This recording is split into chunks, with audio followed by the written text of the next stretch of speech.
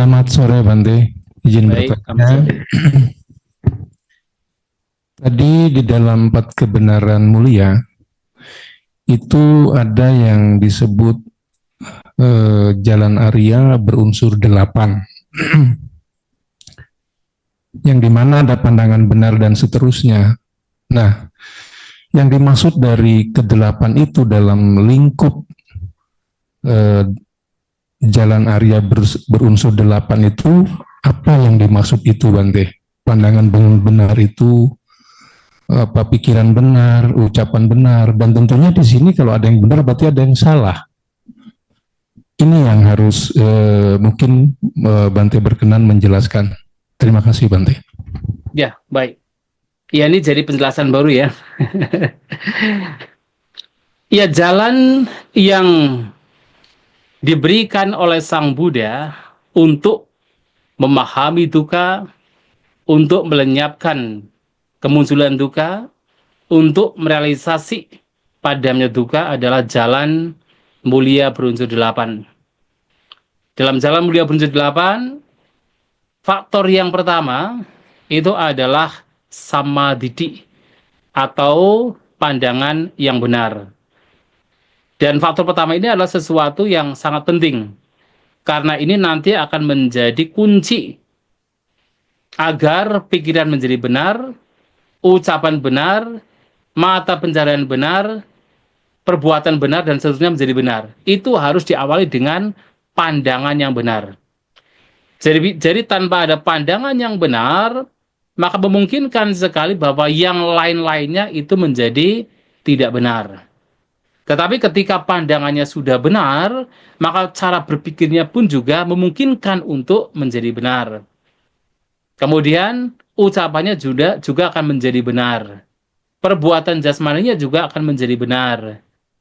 Mata pencaharian atau cara hidupnya juga akan menjadi benar. Daya upaya yang dilakukan juga akan menjadi benar.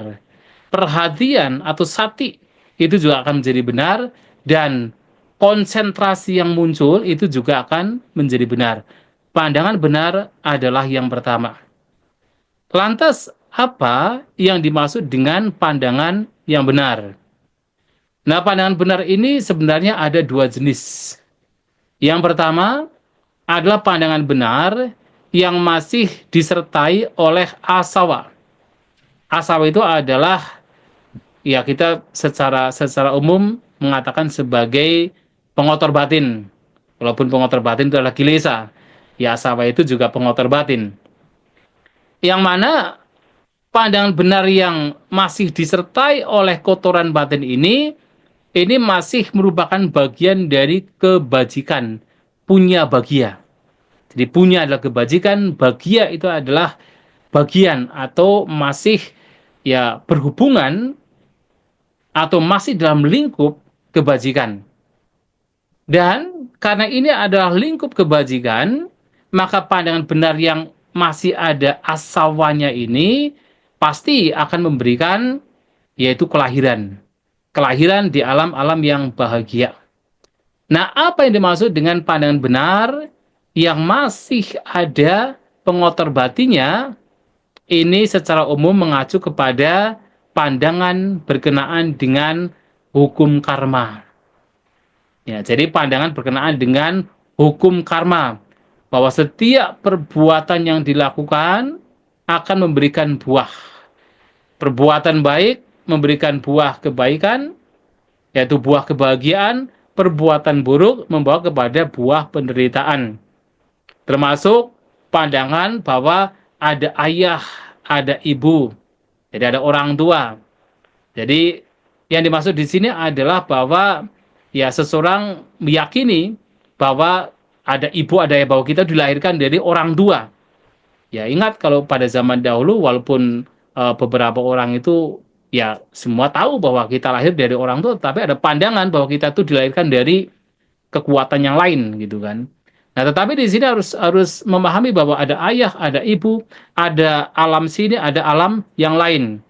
Maksudnya apa? Bahwa ada alam di sini, ketika orang berada di alam sini, orang punya keyakinan bahwa ada alam lain. Ya, seperti kita punya keyakinan bahwa ada alam surga, alam Brahma, alam neraka, alam peta, dan seterusnya. Nah, demikian pula ketika orang berada di alam lain, misalnya di alam surga, punya keyakinan bahwa ada alam lain, alam manusia, alam Brahma, alam menderita. Nah, kemudian juga punya keyakinan bahwa ada beberapa pertapa Brahmana yang dengan kemampuan batinnya sendiri mampu melihat bahwa memang ada alam-alam kehidupan. Secara general atau secara katakan garis besar, pandangan benar yang masih ada pengotor batinnya ini adalah pandangan benar yang masih berkaitan berkenaan dengan hukum karma. Kok bisa demikian? Karena ketika kita berbicara hukum karma, kita berbicara tentang makhluk. Ketika kita berbicara tentang makhluk, bahwa ada makhluk yang melakukan perbuatan dan mendapatkan buah perbuatan, itu akan berbicara tentang aku, tentang diri, tentang entitas. Karena masih ada persepsi entitas, persepsi diri, persepsi aku berkenaan dengan karma, maka itu masih berhubungan dengan asawa, berhubungan dengan pengotor batin. Itulah kenapa, sebagai contoh, misalnya di dalam 4 Brahma Wihara, yaitu Brahma Vihara yang terakhir adalah UPK pengembangan batin melalui pengembangan UPK keseimbangan batin. Apa yang direnungkan di dalam keseimbangan batin? Tidak lain adalah tentang karma. Bahwa saya adalah pemilik karmaku sendiri, ya, semua makhluk adalah pemilik perbuatannya sendiri, pewaris perbuatannya sendiri, dan seterusnya. Kenapa itu masih di bagian samatha? Kenapa itu bukan bagian vipassana? Itu dimasukkan ke dalam bagian samatha karena pengembangan UPK demikian yang masih di sana disertai persepsi makhluk yang berbuat kemudian mendapatkan buah karma. Di situ masih ada persepsi entitas, ada persepsi aku, dan itu sendiri sebenarnya adalah asawa. Itu adalah pengotor batin. Ini yang pertama, tetapi itu baik.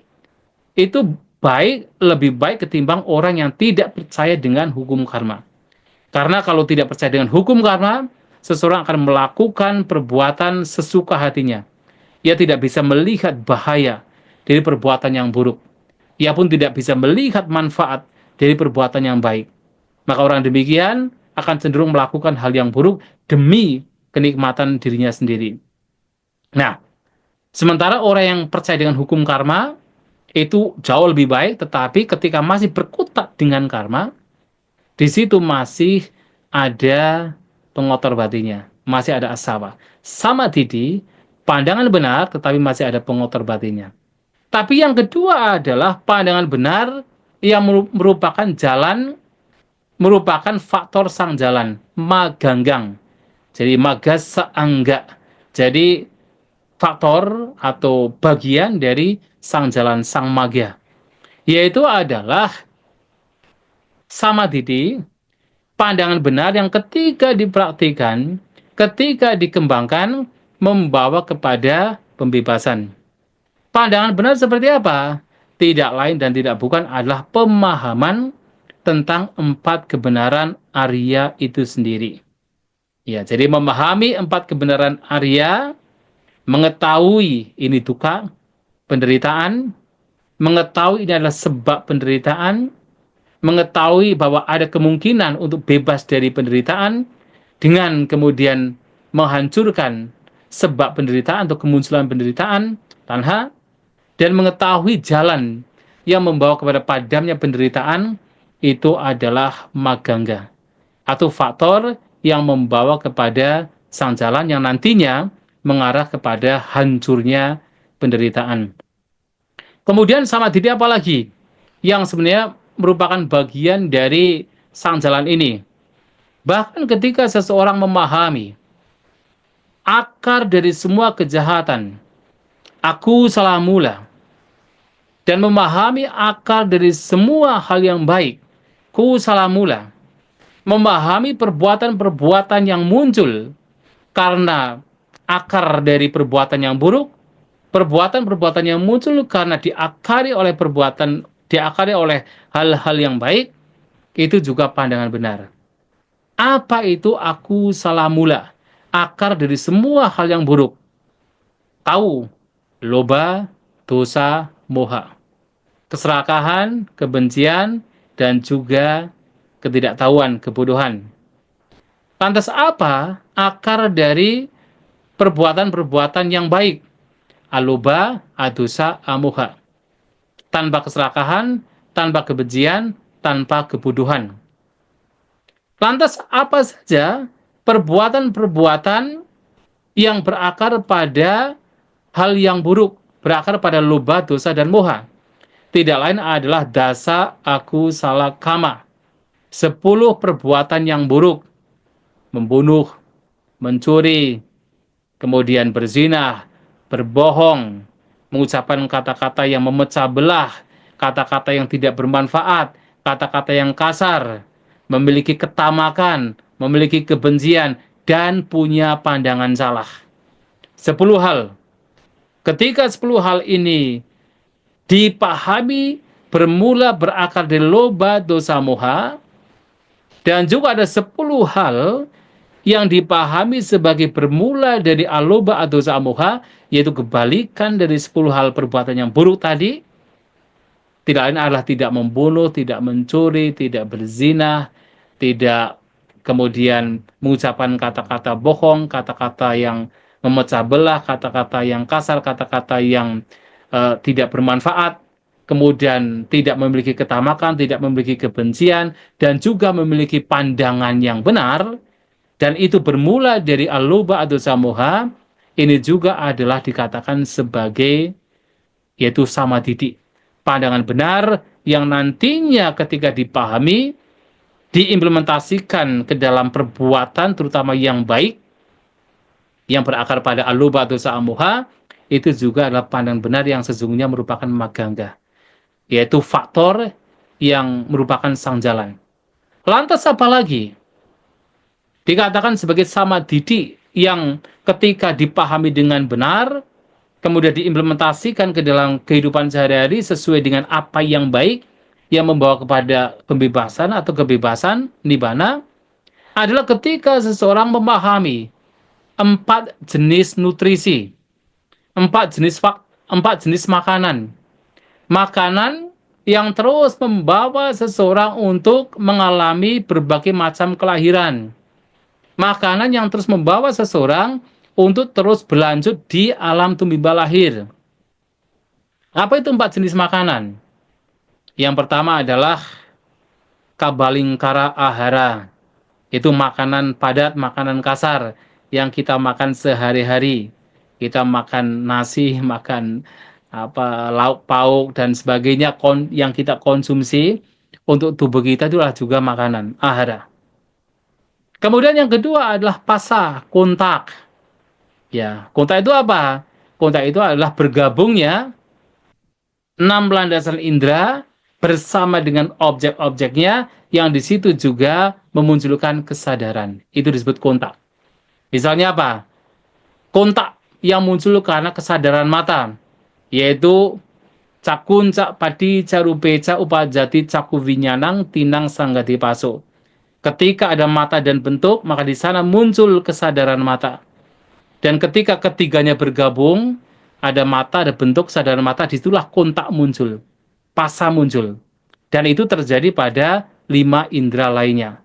Nah, pasa ini, kontak ini juga penyebab mengapa seseorang terus mengalami berbagai macam kelahiran. Ini adalah nutrisi, ini adalah makanan yang membawa setiap makhluk untuk mengalami berbagai macam kelahiran. Ini yang ketiga. Yang kedua. Yang ketiga adalah mano sancetana. Mano sancetana. Yaitu adalah apa? Yaitu kehendak pikiran. Cetana.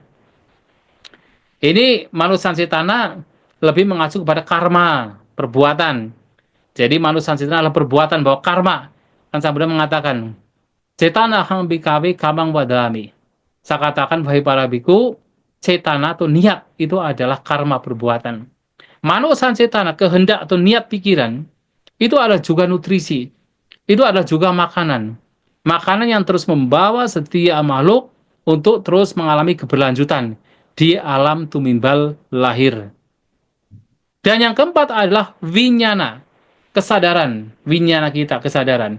Ini juga makanan yang membawa seseorang untuk terus mengalami kelahiran. Maka 4 jenis makanan ini harus dipahami. Dan tentunya adalah ketika berbicara makanan ini harus berbicara sebabnya. Sebabnya apa? Kenapa 4 jenis makanan ini muncul? Kenapa terus manusia itu terus makan makanan-makanan padat? Mengapa terus menginginkan kontak, menginginkan sentuhan?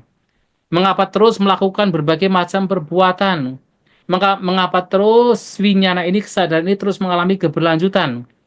Ternyata disebabkan oleh tanha, nafsu keinginan, oleh tanha.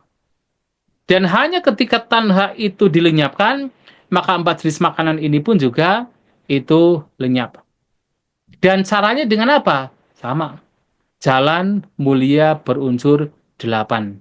Untuk melenyapkan sebab mengapa terus manusia makhluk terjerumus ke dalam pencarian terhadap 4 jenis makanan ini. Tanha yang itu menjadi penyebabnya. Ini juga penting karena apa? Karena kita kadang-kadang umat Buddha kan sering mengutip apa yang disampaikan oleh Samanera Sopaka ketika ditanya oleh Sang Buddha, King Lama Eka, apa yang satu? Kemudian Sopaka sebagai seorang Samanera yang telah mencapai kesucian Arahanta menjawab, Sabe Sata Ahara Tidika, bahwa semua makhluk bertahan karena makanan. Kemudian menjadi sebuah katakan ya sebuah uh, topik ceramah bahwa semua makhluk itu bertahan karena makanan, maka kita harus makan. Itu secara umum demikian. Karena semua makhluk itu bertahan karena makanan, maka kita harus makan. Maka Anda berdalam makan itu sangat baik, karena memang semua makhluk bertahan karena makanan. Ya sebenarnya tidak sedangkal itu. Yang dimaksud dengan semua makhluk bertahan karena makanan adalah semua makhluk mengalami kelahiran kematian berlanjut di dalam alam sangsara itu karena makanan. Bukan anjuran untuk kita itu makan, bukan. Tetapi kalau kita mau radikal, mau sarkas malahan, mau sarkas, justru karena makanan inilah maka kita terus mengalami kelahiran, maka jangan makan. Tapi masa kalau nggak makan mati juga, lahir lagi juga. Maka kita harus mencari sebabnya. Kenapa kita terus mencari 4 jenis makanan ini? Sebabnya karena tanha. Kenapa kita terus makan? Itu karena ada tanha, nafsu keinginan. Maka inilah yang harus dihancurkan. Bagaimana menghancurkan? Ya salah satunya melakukan perenungan. Padisangka yuniso bidapatang padisewami. Dan seterusnya. Perenungan supaya apa? Supaya tanha, nafsu keinginan berkenaan dengan makanan ini, itu paling tidak, kalaupun tidak lenyap, itu akan semakin terure atau semakin menjadi lemah. Kenapa seseorang terus mencari berbagai macam kontak, mencari berbagai macam sentuhan? Sentuhan yang belum terjadi pun itu dicari. Itu disebabkan karena tanha, nafsu keinginan. Maka Sang Buddha itu sampai kemudian memberikan perumpamaan untuk melihat bahaya pasa. Jadi seperti kalau misalnya ada seekor sapi yang dikuliti, dimanapun dia berada, kalau dia berada di air, semua binatang air akan menyerang dia. Dia berada di tembok, semua binatang di tembok akan menyerang dia. Dia berada di angkasa, semua binatang di angkasa akan menyerang dia. Sedemikian sakitnya, menderitanya seekor sapi yang dikuliti tersebut. Dan pasa, sentuhan juga demikian.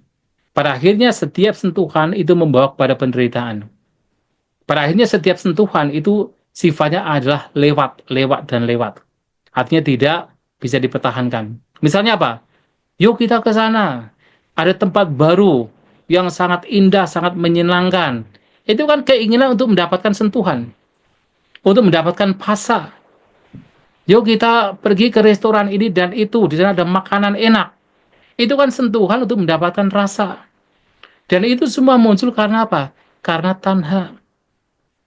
Dan apakah ketika setelah mendapatkan sentuhan, mendapatkan pasa demikian. Jadi pasa, ya pasa yang diterjemahkan kontak.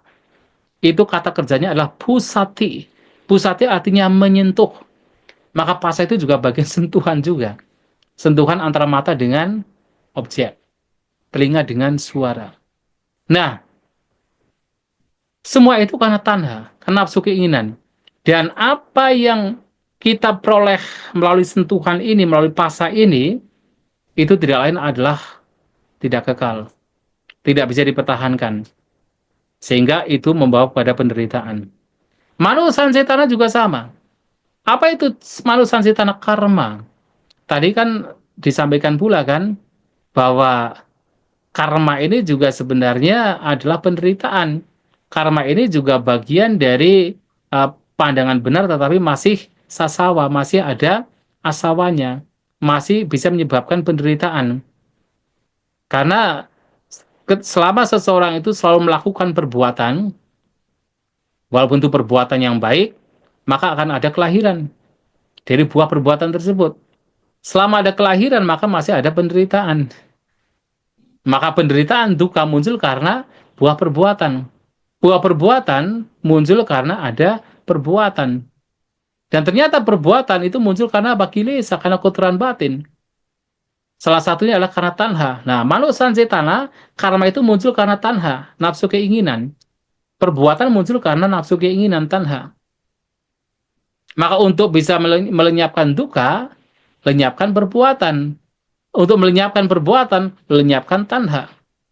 Sang Buddha mengatakan, tanha pahana, kambang pahiyati. Kambang pahana, tukang pahiyati. Tanha pahana, dengan dihancurkannya tanha, nafsu keinginan, kambang pahiyati, perbuatan dihancurkan. Kambang pahana, dengan dihancurkannya karma, baru kemudian tukang pahiyati, penderitaan dihancurkan.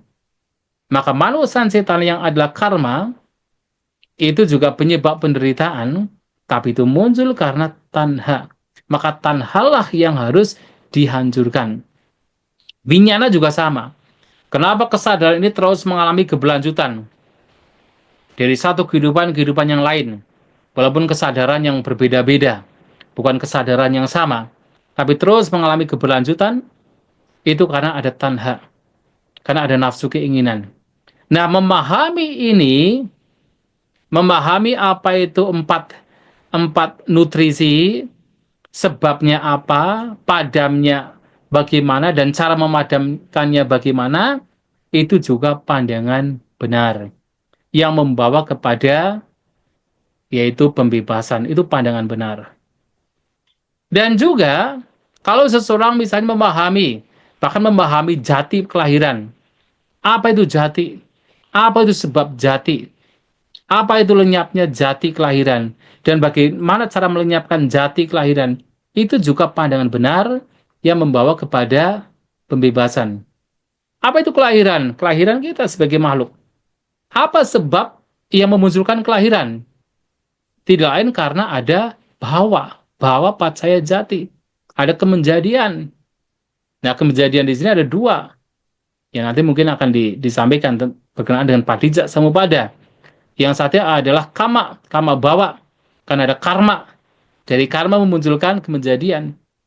Nah, bagaimana melenyapkan kemenjadian? Ya, bagaimana melenyapkan kelahiran? Lenyapkan bawa. Bagaimana cara melenyapkan? Praktik jalan mulia berunsur 8. Nah, mengetahui ini pun juga disebut sebagai pandangan yang benar. Dan masih banyak pandangan yang benar yang membawa kepada pembebasan, yang intinya adalah ya pandangan berkenaan dengan realitas, dan termasuk anicca, dukkha, anatta, dipahami dengan baik, itu menjadi pandangan yang benar. Kalau pandangan kita menjadi benar, kita memiliki pandangan yang benar, maka nanti cara berpikirnya juga menjadi benar. Jadi menjadi sama sangkapa. Jadi cara berpikirnya menjadi benar. Apa cara berpikir menjadi benar? Ya, seorang akan selalu berpikir berkenaan dengan nikkama atau renunciation, meninggalkan hal-hal yang membawa kepada penderitaan. Salah satunya adalah meninggalkan kemelekatan terhadap kesenangan indera. Kenapa? Tahu bahwa kesenangan indera ini pun juga sebab penderitaan. Ya, tadi kan telah dijelaskan pasa Jadi makanan padat yang kita makan, sentuhan, berbagai macam perbuatan termasuk perbuatan yang baik sekalipun, kemudian kesadaran, itu adalah sebab penderitaan. Maka kemudian ketika pandangannya sudah lurus, pandangnya sudah benar, cara berpikirnya juga memungkinkan untuk menjadi benar. Ya, jadi cara berpikir menjadi benar. Dia akan berpikir salah satunya adalah nikama sangkapa. Kemudian berpikir awya pada sangkapa. Jadi pikiran-pikiran yang bebas dari kebencian. Karena tahu bahwa kebencian itu adalah sebab penderitaan.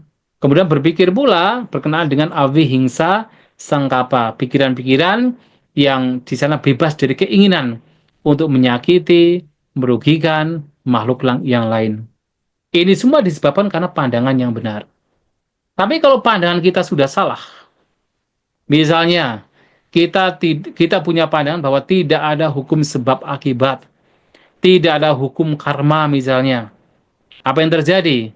Ya seseorang akan berpikir yang buruk, akan berpikir hal-hal yang nanti justru merugikan makhluk lain, akan berpikir hal-hal yang nanti akan menghancurkan kehidupan yang lain, akan berpikir untuk mendapatkan sebanyak mungkin kesenangan indera karena tidak punya pandangan berkenaan dengan hukum karma, hukum sebab akibat.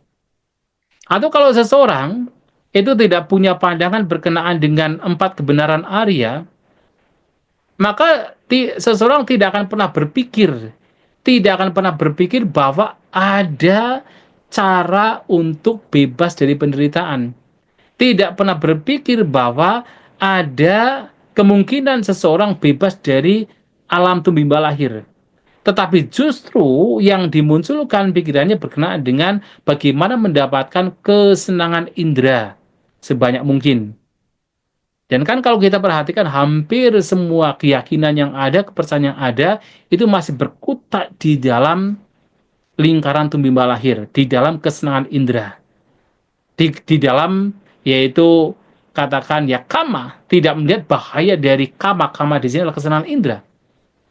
Tetapi kalau orang sudah memahami 4 kebenaran Arya, maka yang dimunculkan adalah nikkama. Nikkama nisangsa. Ada manfaat dari meninggalkan kesenangan indera. Tapi kalau tidak paham bahwa ada kemungkinan untuk bebas dari alam tumbimba lahir, maka yang dicari adalah kesenangan indera, dan kesenangan indera. Yaitu apa? Terlahir di alam surga. Masih dalam lingkup kesenangan indera. Itu yang karena tidak ada pemahaman, tidak ada pandangan benar sedemikian rupa, maka arahnya pasti ke sana. Nah, kalau pandangannya sudah benar, cara berpikir sudah benar, maka ucapannya pun juga menjadi benar. Karena kan ucapan ini manifestasi dari pandangan dan juga cara berpikir. Kalau pandangan dan cara berpikir itu benar, maka ucapannya juga ucapan yang benar. Itu apa? Ucapan yang menghindari 4 hal tadi di dalam dasa akusala kamapata. Jadi ucapan yang menghindari berbohong, memecah belah, ucapan tidak bermanfaat, dan ucapan yang kasar. Menghindari 4 jenis ucapan ini. Kenapa? Pandangan dan cara berpikir sudah benar. Ucapan juga menjadi benar. Nah, kalau kemudian pandangan dan cara berpikir benar, tidak hanya ucapannya benar. Ketika seseorang melakukan perbuatan jasmani, itu juga menjadi benar. Perbuatan jasmani ini juga manifestasi dari cara pandang dan juga cara berpikir. Maka ketika itu menjadi benar, maka seseorang pasti akan berbuat melalui jasmani yang benar, yaitu 3 hal: tidak membunuh, tidak mencuri, dan juga tidak melakukan tindakan asusila. Karena pikirannya, cara pandangnya itu sudah benar. Nah, kalau seseorang ucapan dan perbuatan jasmaninya itu benar, maka secara otomatis cara hidup dia, mata pencaharian dia itu pasti benar. Kok bisa demikian? Ya karena kan mata pencaharian ini kan sebenarnya akan terjadi karena ucapan dan perbuatan jasmani. Ketika orang berdagang kan itu masalah ucapan dan perbuatan jasmani. Ketika orang melakukan usaha-usaha yang lain, itu kan urusan ucapan dan perbuatan jasmani. Kalau ucapannya sudah benar, perbuatan jasmaninya sudah benar, maka otomatis mata pencaharian itu juga menjadi benar. Itu sudah otomatis.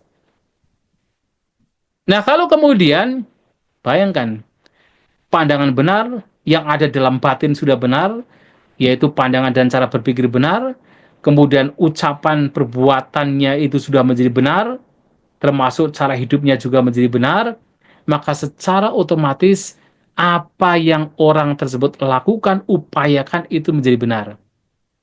Yang mana yang dia upayakan tidak lain adalah selalu mengupayakan untuk mengembangkan apapun yang baik yang sudah ada, untuk memunculkan apapun yang baik yang belum ada supaya muncul, untuk melenyapkan apapun yang buruk yang masih ada dalam dirinya, dan upaya untuk mencegah apapun yang buruk yang belum ada supaya tidak muncul. 4 hal ini pasti akan dilakukan kalau seseorang betul-betul menjaga ucapan perbuatan jasmaninya yang itu didorong oleh cara pandang dan cara berpikir. Maka daya upaya benar itu akan ada di sana. Nah, kalau seseorang betul-betul senantiasa dalam setiap aktivitasnya, setiap momennya selalu melakukan yang terbaik, setiap perbuatan, setiap ucapan, setiap cara berpikirnya selalu melakukan yang terbaik untuk melenyapkan yang buruk, mengembangkan yang baik, itulah yang sesungguhnya disebut sebagai perhatian yang benar. Maka perhatian yang benar ini, yang walaupun ada 4 jenis perhatian yang benar, yang tidak lain adalah 4 landasan perhatian, kayak kayinupasi viharati, atapi sampajano satima vinayalokupa abijak tumanasang, kemudian selain kaya nupasi, ada veda nupasi, kemudian cita nupasi, dan dhamma nupasi, yang ini adalah 4 landasan perhatian atau 4 objek yang bisa digunakan sebagai objek perhatian, objek sati, yaitu jasmani, kemudian perasaan, kemudian batin, dan kemudian faktor-faktor batiniah, itu dijadikan sebagai objek di dalam mengembangkan perhatian, dan semua perhatian yang benar ini muncul karena setiap momen, setiap saat, dalam setiap aktivitas, seseorang melakukan yang terbaik. Upaya untuk mengembangkan yang baik, melenyapkan yang buruk. Maka otomatis orang memiliki perhatian yang benar. Nah, kalau kemudian 7 hal di atas dipraktikkan, dikembangkan dengan baik sedemikian rupa, suatu saat memunculkan ketenangan, memunculkan hal yang batin yang teguh, maka itulah yang kemudian disebut sebagai sama samadhi, atau keteguhan batin yang benar, konsentrasi yang benar, konsentrasi yang disertai oleh 7 faktor lainnya, yaitu sama didik, sama sangkapa, sama waca, sama amanta, sama ajiwa, sama wayama, sama sati, dan juga sama samadhi. Maksudnya sama sati. Jadi sama samadhi yang disertai atau berkembang disebabkan karena 7 faktor lainnya. Nah, inilah yang disebut sebagai jalan mulia berunsur 8. Yang mana tentu lawan dari jalan mulia berunsur 8 yang semuanya adalah hal-hal yang benar adalah lawannya tentu adalah hal-hal yang buruk. Ada samadhi, maka ada micadidi. Ada pandangan yang salah. Kalau pandangan seseorang itu salah, cara berpikirnya juga menjadi salah. Nah, jadi menjadi bica sangkapa. Kalau pandangannya salah, cara berpikirnya salah, maka ucapan yang dilakukan juga salah. Mica waca. Kemudian perbuatan jasmani juga menjadi salah. Mica kamanta. Kemudian usaha mata pencaharian yang dia lakukan juga menjadi salah. Mica ajiwa. Kemudian upaya-upaya yang dia lakukan bukan upaya yang benar, tetapi adalah upaya yang salah. Mica wayama. Maka kemudian ketika dia memusuhkan perhatian, Ya perhatian itu bukan perhatian yang membawa kepada pencerahan, membawa kepada lenyapnya kotoran batin, tapi adalah perhatian yang salah. Contohnya apa? Ya dalam kitab komentar misalnya disebutkan seperti kalau misalnya ada seekor kucing. Ketika seekor kucing ini sedang, ya kalau dalam kitab komentar hanya menyampaikan bahwa bahkan binatang pun juga punya perhatian. Serigala, ayam, kucing punya perhatian. Contohnya adalah ketika ada seekor kucing sedang mau memangsa cicak di dinding. Dia melakukannya dengan penuh perhatian. Ketika dia berjalan, berjalan dengan pelan-pelan. Ya, berjalan dengan sangat hati-hati. Bahkan sampai tidak ada suara. Dengan penuh perhatian. Kemudian ketika dia berada dekat dengan mangsanya, dia diam di sana. Memandang mangsanya tanpa berkedip. Ketika waktunya tepat, dia langsung menerkam dengan sangat precise, dengan sangat tepat. Nah, terkena itu, ya cicaknya itu. Dan ketika dia melakukan semua itu, dia melakukannya dengan perhatian. Tapi apakah perhatian demikian yang dilakukan oleh seekor kucing ketika sedang menangkap yaitu cicak tersebut adalah perhatian yang benar? Ya tentu tidak. Itu adalah perhatian yang salah. Karena perhatian yang muncul karena ada pandangan yang salah dan seterusnya. Pandangan yang salah, cara berpikir yang salah. Jika ketika muncul perhatian pun juga perhatian yang salah. Mica sati, perhatian yang salah. Dan kalau kemudian seseorang melakukan demikian dengan salah, kalaupun punya konsentrasi, fokus batinnya, terkonsentrasi batinnya, tapi ya itu bukan konsentrasi yang benar, bukan keteguhan batin yang benar, itu konsentrasi yang salah. Kenapa? Yang dia fokuskan adalah hal-hal yang salah. Maka ini adalah counterfeit atau lawan dari ya jalan mulia berunsur 8 yang diawali dengan samadhi. Nah, sebagai tambahannya adalah bahwa dalam pengembangan jalan mulia berunsur 8 ada 3 hal yang dalam pengembangannya itu tidak bisa dipisahkan. Minimal 3 hal. Apa itu? Yang pertama adalah samadhi, yang kedua adalah samasati, yang ketiga adalah samawayama. 3 hal tidak bisa dipisahkan. Yang pertama harus punya samadhi, pandangan yang benar. Dari pandangan benar yang sifatnya dasariah sampai pandangan benar yang sifatnya lebih unggul atau lebih luhur lagi tentang 4 kebenaran Arya misalnya. Itu harus dimiliki. Tahu mana yang membawa kepada pencerahan, mana yang tidak. Mana yang tercela, mana yang terpuji. Mana yang patut dikembangkan, mana yang mesti ditinggalkan. Tahu. Itu adalah pandangan benar. Yang kedua adalah sati sama sati, perhatian yang benar. Nah, perhatian yang benar ini punya fungsi. Punya fungsi untuk mendeteksi apapun yang muncul di dalam batin. Punya fungsi untuk mendeteksi apapun aktivitas yang dilakukan oleh seseorang. Apakah melakukan berkenaan dengan perbuatan jasmani, ucapan yang juga terkorelasi dengan pikiran. Dengan adanya sati perhatian, maka seseorang akan mendeteksi, akan mengenali apa yang sedang terjadi, what is going on, itu akan diketahui. Tetapi walaupun diketahui, kalau tidak ada kebijaksanaan, ya mungkin yang diketahui dianggapnya sebagai benar, walaupun sebenarnya salah. Atau yang sebenarnya itu katakan benar, dianggapnya salah. Bisa demikian.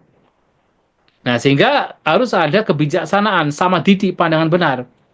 Nah, ketika seseorang mendeteksi kemunculan fenomena di dalam batinnya, dengan sati, dengan perhatian, nah, dengan kebijaksanaan, dia akan memahami, oh, ini keserakahan. Oh, ini kebencian. Oh, ini adalah kebodohan. Ya, contohnya mungkin, ya, Wushu pernah belajar misalnya Abhidhamma misalnya. Yang di sana itu ya dijelaskan mengenai bagaimana kita menganalisa berbagai macam bentuk batin atau cita. Ya, belajar Abhidhamma itu bukan sekedar untuk sekedar tahu, tapi untuk bisa mengenali di dalam batin kita masing-masing. Ketika muncul keserakahan, tahu oh ini adalah keserakahan. Ini adalah lobha mula cita. Kondisi batin yang berakar pada keserakahan.